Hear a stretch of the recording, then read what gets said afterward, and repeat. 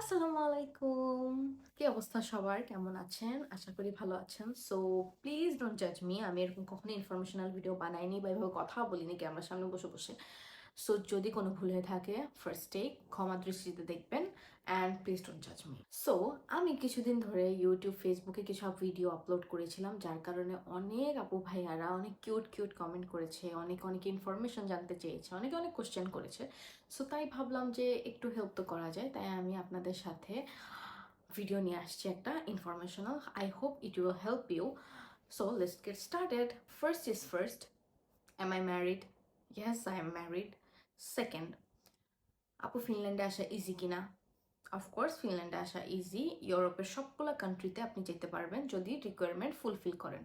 Obviously প্রত্যেকটা কান্ট্রির কিছু কিছু রিকোয়ারমেন্ট থাকে, ওগুলো ফুলফিল করলে আপনাকে অবশ্যই আসতে দিবে অ্যান্ড খুব ইজি প্রসেসে আপনি আসতে পারবেন। থার্ড, আমার আইএলটিএস স্কোর কত? আমার আইএলটিএস 6। আমার এসএসসি এইচএসসি ব্যাচ, আমার এসএসসি 2020, আমার এইচএসসি 2022। ওয়েল, আমি হচ্ছি সেনাইক ইউনিভার্সিটি অফ অ্যাপ্লাইড সায়েন্সেসে অ্যান্ড আমার ইউনিভার্সিটি হচ্ছে সেনাইউকিতে। অ্যান্ড আমি এখন আপাতত হেলসিঙ্কিতে আছি বিকজ আমার অনলাইন ক্লাস চলতেছে। সো দ্যাটস ওয়াই আমি আপাতত, আমার অনেক কার্ড অনেক কিছু করা লাগবে, দ্যাটস ওয়াই আমি একটু টাইম নিচ্ছি। So it's not a big deal. আমি ব্যাচেলর প্রোগ্রামে আসছি হসপিটালিটি ম্যানেজমেন্টে। ব্যাচেলরে অ্যান্ড মাস্টার্সে আইএলটিএস রিকোয়ারমেন্ট, ব্যাচেলরে 6, মাস্টার্সে 6.5। আপনার টোটাল কস্ট, আমি যেহেতু অ্যাপ্লিক্যান্ট স্পাউস সহ অ্যাপ্লাই করেছি, সো আমার নিজের একার ধরলে 20 লাখ হবে। কারণ আমার টিউশন ফিস 12 লাখ, আমার ইন্ডিয়াতে যাওয়ার খরচ, আমার ইন্ডিয়ার ভিসা লাগানোর যে খরচ, দেন হচ্ছে আমার টিকিট ফেয়ার, কেনাকাটা অ্যান্ড এখানে কিছু ক্যাশ নিয়ে আসা, সব মিলায় ধরতে গেলে আমার 20 লাখ হয়। আর আমার হাজব্যান্ডেরও ইন্ডিয়ার খরচ, দেন হচ্ছে প্লেন ফেয়ার, দেন হচ্ছে ইন্ডিয়ার ভিসা লাগানো, শপিং, এই সব কিছু মিলে ওর কিছু খরচ, ইভেন হাতে করে কিছু ক্যাশ নিয়ে আসাটা, যেটা ওর পরবর্তীতে লাগবে যখন ও আসবে। আমি একা আসছি কিনা? জি, আমি একাই ফিনল্যান্ডে এসেছি কারণ আমার ক্লাস স্টার্ট হয়ে গেছে অ্যান্ড আমার হাজব্যান্ড আসতে পারেনি বিকজ ওর ডিসিশন এখনও আসেনি। আর না আসার কারণ হচ্ছে আমাদের একটা নতুন রুলস লঞ্চ করেছে ফিনল্যান্ড জুনের 16 তারিখে, যেটা হচ্ছে স্পাউস অ্যান্ড অ্যাপ্লিক্যান্ট দুজনেরই 21 বছর হতে হবে।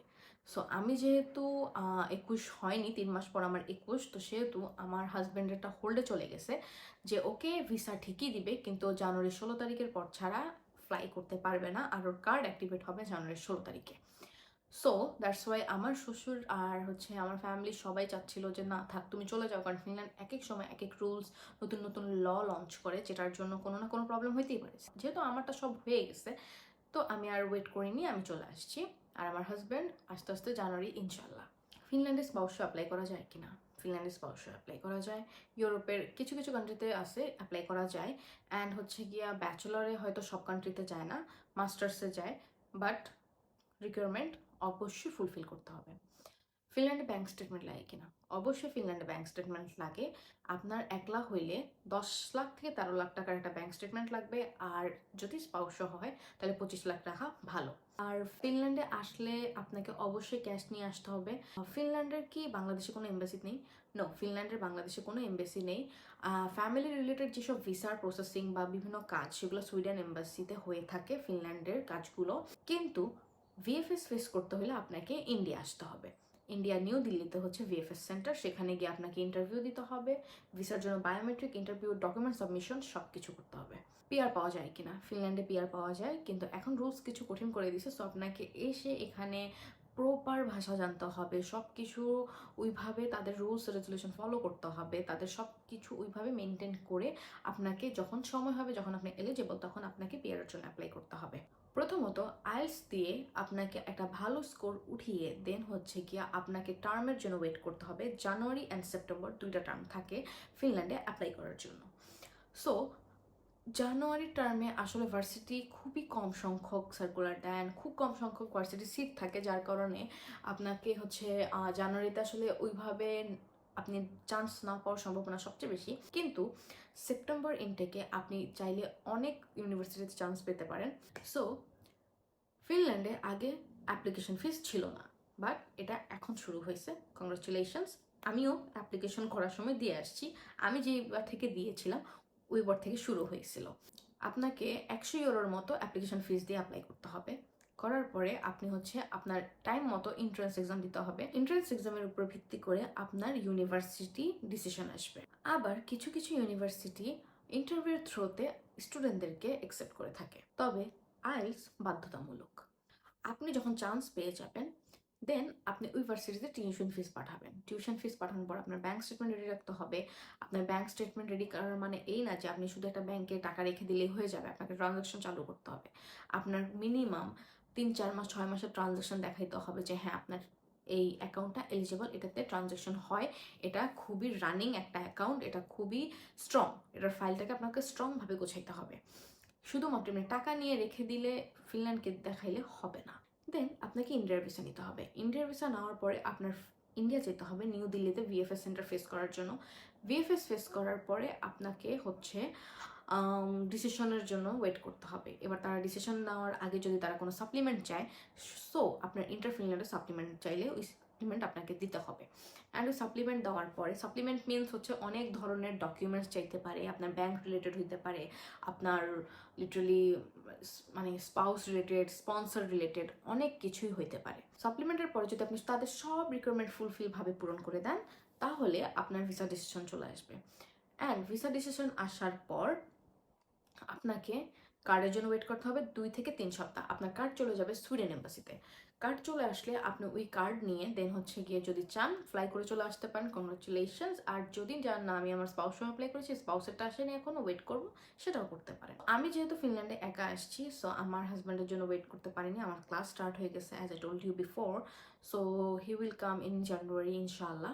ডকুমেন্টস বলতে আপনি হচ্ছে স্পন্সরের ক্ষেত্রে আপনার শ্বশুর, আপনার ফ্রেন্ড, আপনার আঙ্কেল আন্টি, দূর সম্পর্কের কেউ, যাকে ইচ্ছা, ফিনল্যান্ডের এটা একটা ভালো সুযোগ যে আপনি যাকে ইচ্ছা তাকেই হচ্ছে আপনার স্পন্সর করতে পারেন, কিন্তু স্পন্সর অনেক বেশি স্ট্রং হইতে হবে ফিনান্সিয়াল দিক থেকে, হোক সে businessman or job holder, it's not a big deal, but তার সম্পূর্ণ ব্যাকগ্রাউন্ড হইতে হবে অনেক বেশি স্ট্রং।